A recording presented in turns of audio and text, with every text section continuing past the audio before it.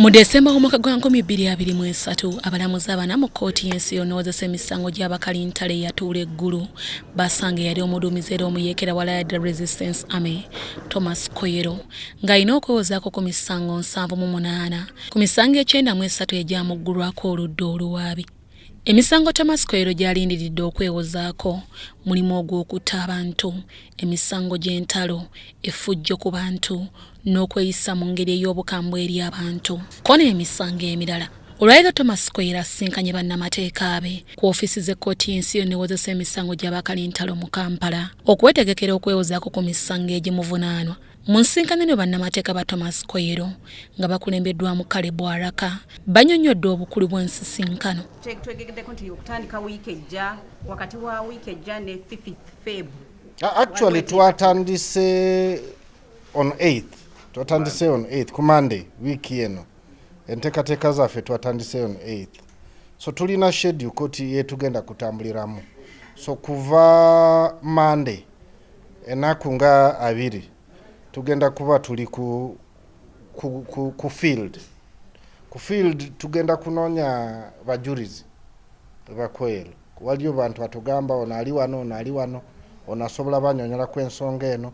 So tugenda kuba tubatukako. So tulina mpaka nga 4 ya mwezi gw'okubiri kubeera nti tuli ready. So twagala kubakakasa nti by 5th ya mwezi gwa kubiri fe side ya fair defense tujja kuba tuli ready n'abajulizi baffe kutandika defense yaffe. Musubiranga bajulizi bameka? Tusubira kubeera ne bajulizi nga 50 oba 6. Oba ulide nti koti egamba nti omuntu alina case to answer oba alina musango. Ku stage ye tuliko tetegeeza nti oyo muntu oyo musango gumusinze. Kitegeeza nti side ya government bujulizi bebalese waliyo bisobola kuba bikukwatakwatako. So koti eyagala naawe ewulire side yo oba tenasalawo. Mu mboozi yaffe ey'akafubo ne bano bategeezezza nti Kwoyelo wakuleeta abajulizi abasoba 50 okumuwolereeza. Kati kitulese wano olwaleero tutandise enteekateeka za defense ya mwami Thomas Kwoyelo. So kati olwaleero tulina meeting naye koti etuwadde obudde tuwadde kifo etuwadde sente tutandise enteekateeka nti agenda kujulira side ye ya defense. Bannamateeka bano wabula beebazizzaamu ak'ensusso essiga eddamuzi olw'enteekateeka ennungamu okuva omusango ne gwatandika okuwulirizibwa ng'eno egusobozesezza okutambula kinnawadda. But more important, we really want to thank the leadership of the judiciary. We want also to thank the head of this division, the judges, the permanent secretary of the judiciary, and the deputy registrar of this ICD for facilitating us to make our defense possible. In most cases, you will find accused people are not given equal treatment with the prosecution. But this time, at least we are very glad that the judiciary, the government, most importantly, the permanent secretary, the deputy registrar, the head of this division, and the head of the judiciary, the chief justice and the principal judge, have assisted us, given us facilities in terms of funds for us to prepare ourselves to get witnesses from Amuru, Pabo, Parabang, all those places. And also to allow us to go and tell people the story in terms of outreach, explain this ruling so that people understand that Kwoyelo is not actually convicted, but he's going to give his defense. Alaka ayongerako nti we gunaatuukiranga ennaku z'omwezi 15 omwezi ogwokubiri omwaka gwa 2024 omuvunaana ajja kubanga amaliriza enteekateeka z'okwewozaako. And whatever will happen will be afterwards. We want actually by 4th of February to be ready for our defense. It will now be up to court from 5th. For us, we shall be ready by 5th of February. If court will not be ready, because you see, this trial has been extremely long. Kwoyelo has been in jail for over 15 years. So we want an end. We want a court to pronounce itself. So with this good and able facilitation we have got and the leadership we've been given, by 5th February we shall be ready in Igulu for our defense. And I think before even in 3 weeks or 6 weeks, whatever it takes, we'll have finished. And we expect, if things go by this, by April there must be a judgment in this matter, so that this matter is closed. We want a speedy, we're the ones who have been advocating for a speedy trial, as enshrined in Article 28 of the Constitution. We want to demonstrate, the one which delayed everything. We want to demonstrate that it can be achieved. So we thank you, our friends, the media. Thank you. You see, there must be a fair hearing in any trial. And for there to be a fair trial, both sides should be heard. Court, in giving its decision, must take into consideration prosecution side of the story and Kwoyelo side of the story. For instance, how will the court know that Kwoyelo was abducted when he was 12 years old? How will the court know that Kwoyelo was not given protection like all those other kids who were abducted by government? How will the court know all these things? Even if court is to find him guilty, how will the court have mitigating factors if we do not prepare? So this exercise is very, very important. Without it, court will not know his side of the story. Without it, court will not know that he was a victim like all other victims. Without it, court will not know whether some of the testimonies were lies or not. So it's very, very important, not only for fair hearing, but also for court to know his side of the story. Because in making his final decision, court will weigh what the prosecution said and what he said. Now is in the setting. Onwen was charged by the ICC. But Kwoyelo was not one of those people who was charged by ICC. So, but in terms of evidence, you see there's a tendency where every wrong thing Connie did is being lumped on these commanders. So for instance here, everything wrong Connie did has been lumped on Kwoyelo. So it's important for us to get the world to know his side of the story. And the decision will be for the judges. Yes. The difference is that you see all of them are international courts, but ours is within the division of the High Court. That's the difference. Amyuka omuwandiisi wa kkooti eno omulamuzi Juliet Atanga atangazizza ku ky'okuzzaako singa enteekateeka zino zinaaba ziwedde. Mujjukira tino omwezi ogwa December, specifically 18th, kkooti yasalawo tino Kwoyelo Thomas ayina emisango 78 gy'alina okukola ki okwewozaako. Kati ku lw'ensonga eyo kitegeeza tino kati ba defense oba bakansobe balina okwetegeka okulaba engeri ki gye bagenda kuleeta obujulizi eri mutaasa ku misango egyo gyonna. Kati okukituukiriza nga International Crimes Division kiri buvunaanyizibwa bwaffe okulaba tino defense tugiwa nakyo ekiseera ekimalira ddala okulaba tino balina access okugira ne omusibe waabwe. Ate kati nga bwe mukimanyi omusibe yateeka okumanya baani bagenda kuleeta ng'abajulizi. Kati ensonga lwaki tetugenze eggulu kubanga ebadde private meeting nga bakansozi bokka be baagala kukola ki okuinteractinga n'omusibe waabwe. Kati ffe nga kooti mirimu gyaffe okukola ki okubaleeta awamu. Kakati okutuukira ddala ku nsala erisemberayo ddala waliwo ebintu bingi bye tuyitamu nga bwe tutandise. Kati defense etandise okuŋŋanya ki obujulizi bwabwe nga boogera n'omusibe. Kati bwe bavaawo tugenda mu ground nga pabo pabek emisango gye yasuubira okukolebwa. Kakati mu kitundu ekyo tugenda kukola ekintu kye bayita awareness, abantu basobole okutegeera ki ekiriwo, ensala ya kooti yali ki, naye kisingira ddala okuwa defense omukisa okusinkana ne bajulizi baabwe.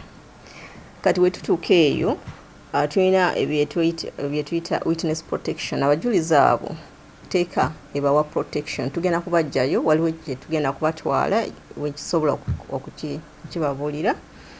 kati bwe bavaawo mu kifo ekyo ba defense bajja kukwatagana ne ba witness bateke empooza zaabwe bonna mu buwandiike kasaba malizo ogitereza bulungi bajja giwa ba state attorney mu kintu kye tuyita disclosure.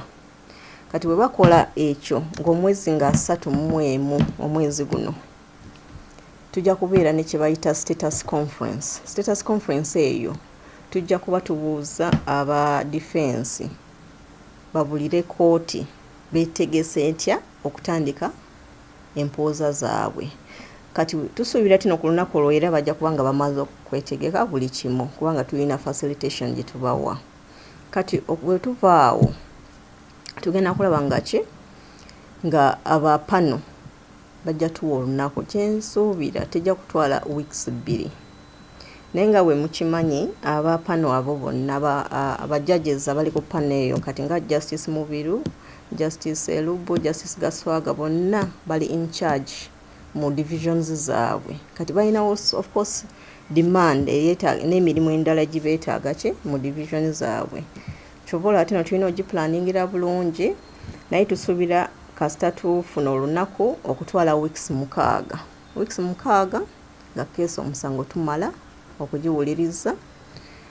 Wabula ekintu ekirala ekisobola okuaffectinga empooza ye namba y'abajulizi. Kakati wetutudde aba defense council bambulidde tino balina abantu basuubira nga 5 naye kyemmanyi kasita tugenda mu field ne bamala okukola interview namba eyo egenda kenderera ddala kubanga kati abo bajja kumanya tino ono agenda kwogera already oli byayandikoze byeyandiyogedde nga basiivingamu abali essential. Kati bwe bamala ekyo mu kutegeka kyaffe nga kooti tusuubira tino at least by March omusango guno tuteekwa okuba nga tugigadde. Okusinziira ku Sigeddamuzi singa buli kimu kinaaba kitambudde bulungi bwe gunaatuukira ku ntandikwa y'omwezi ogwokusatu omusango guno gujja kuba nga guggiddwako engalo. Kakati mu mateeka ga oba eno bagiyita ki criminal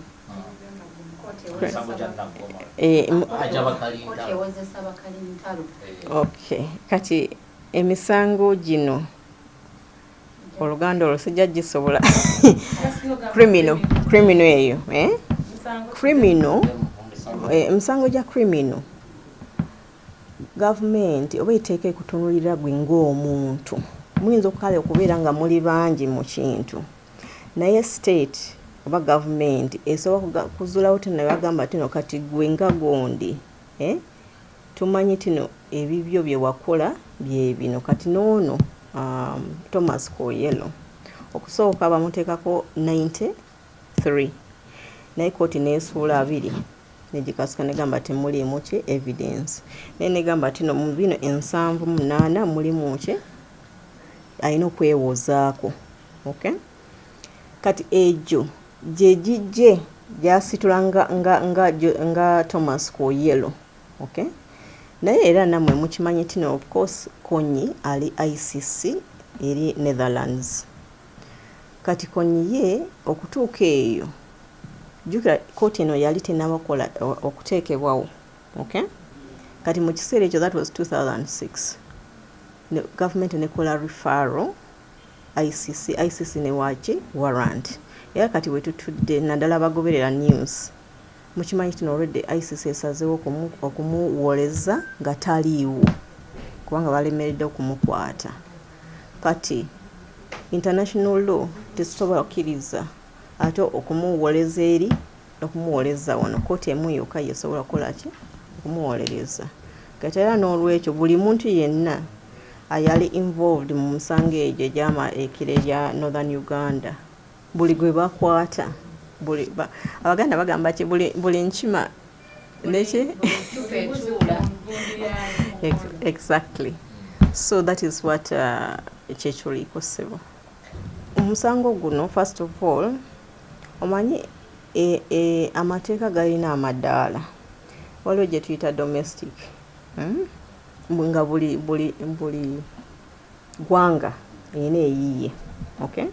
Naye ate waliwo emisango nga gikoona nnyo ku human rights egikoona neyitirawo ddala. Kati ensanga eno ya war crimes eri mu category eyo mu international law. Okay?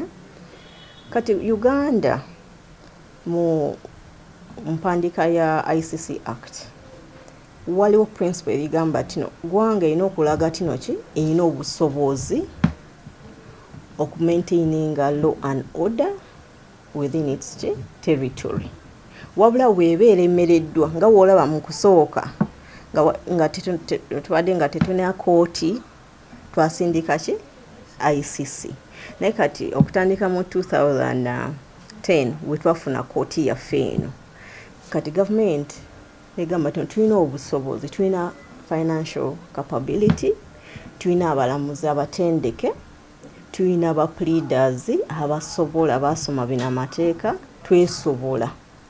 But most importantly ku muntu wa bulijjo, it is for state security. Buli omu alina okumanya tino gavumenti yaabwe erina obusobozi okubawa protection. N'ekirala waliwo kye tuyita accountability.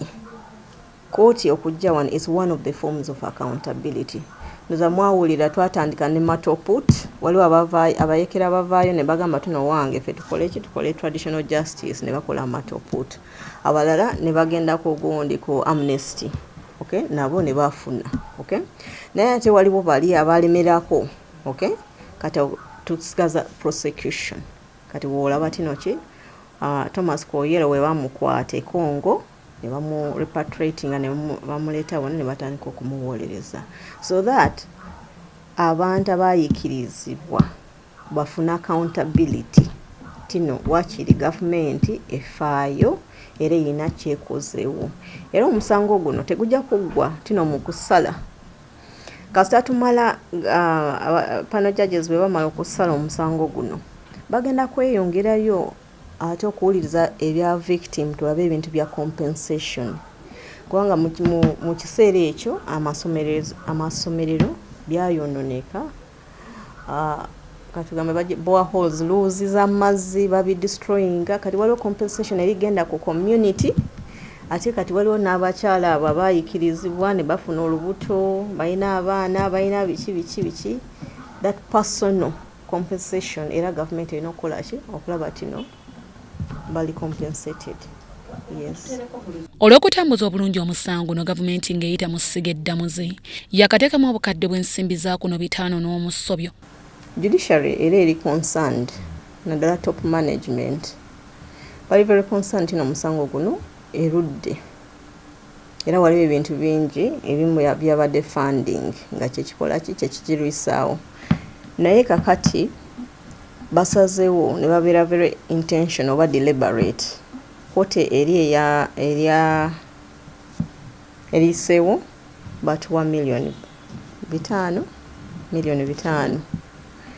Naye ne tugikozesa naffe kubanga kati tuplaninga bulungi nnyo. Ne tulaba tino ssente ezo tugifisizaako era tugenda kukola ki kyatutambuza kati. Kubanga tumanyi tino ssente za government oluusi erwawo. Kati eya kote eno weetuuka okufulumira era egenda kusanga nga kati ffe tuli trial ready. That is kyetukole mu luzungu kye bagamba hitting the ground running. Okay? Sente weegira nga tutambula kubanga division erina emisango endala nyingi kati eja Jamil mukulu, eja waliwo bayita Alberto Carlos, ey'abayekera bangi tulina emisango egyo. Katwagala eneveewo tufune lessons gye tujje ku eno tulabe tino ziri endala tugihandolinga mu ngeri endala nga tetusasanya nnyo ssente nyingi ate nga tukola mu bwangu ddala. So at least government eyambye judiciary nnyo era tusiimire ddala commitment ya government ne ba leaders baffe. CC Act eno gye tugoberera mu division eno kiri nti omusibe yonna oba accused yenna ateekwa okuweebwa abamuwolereza ku cost ya gavumenti. Kyova olaba era tino ssente zo zaayo ziri kuki ziri high. Okay? ffe tulina okukola ki okulaba because it's also a principle of natural justice. Government esobola okuwozesa gwe ne bakulekawo pozi nga gwosazeewo ate oba gwosazeewo terina ogenda mu record tino gwoganye toyagala naye nga gavumenti ebadde ekuwadde naye n'omusibe waba ayagala asobola agamba tino anze saagala owa gavumenti ngenda kwefunira ki owange naye nga alina obusobozi bwe. Okay, but what is important is tino fenga government of course tulaba tino naffe tukuwadde the best, okay, to match because the prosecution has the best, so we match it also up against the best defense lawyers so that at the end of the trial tulaba tino waliwo fairness, buli omu akoze eki afunye chance okwewozaako n'okumuwolereza. Eyali omuyeekera omuduumizi wa Lord Resistance Army Thomas Kwoyelo akulungudde ebbanga lya myaka 15 mu nkomyo. Oludda oluwaabi lwaleeta abajjulizi 56 okulumiriza ono era ng'abalamuzi abali mu mitambo gy'omusango guno kuliko omulamuzi Mike Erubo, Stephen Mubiru, omulamuzi Duncan Gaswaga wamu n'omulamuzi Andrew Byabasajja.